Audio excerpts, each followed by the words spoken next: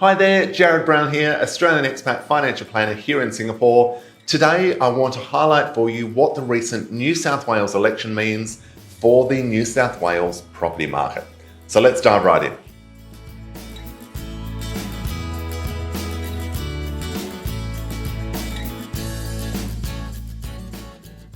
There are three key things that you need to be aware of when it comes to the impact of the Labor win in New South Wales in terms of the property market. First and foremost, we have different concessions that have been introduced for first home buyers. So first home buyers under the Labor government will get a stamp duty waiver up to a purchase price of $800,000. Now it does need to be a first home buyer and you do need to live in that property and have it intended to be your main residence. Now that doesn't mean to say you can't buy it from overseas with the view that you will be moving into it. So you have a few options there. What has also been introduced or announced is that there would be concessions or discounts on stamp duty between $800,000 and $1 million. So a bit of a bonus for first home buyers. Now you may argue that it's very difficult to find a decent property in Sydney under $800,000, and I would fully agree with you and fully expect that that is only going to get worse. So read into that what you will, but that is what has been announced. And that really brings us on to change number 2, or area number 2 that you need to be aware of.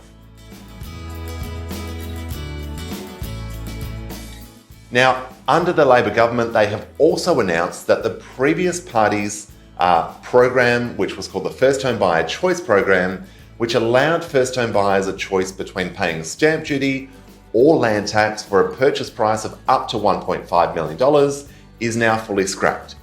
Now, what that means is that if you were a first home buyer planning to buy your first home for $1.5 million, by opting for the land tax option instead of the upfront stamp duty, it made it or allowed you to get into the property market that little bit faster.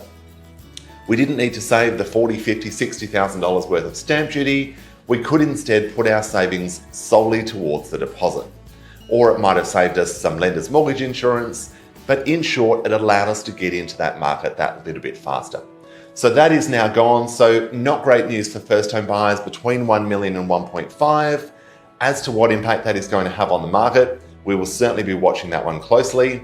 But in all likelihood, the demand that it perhaps brought forward for those properties up to 1.5 million, that is probably going to dissipate now that announcement has been changed.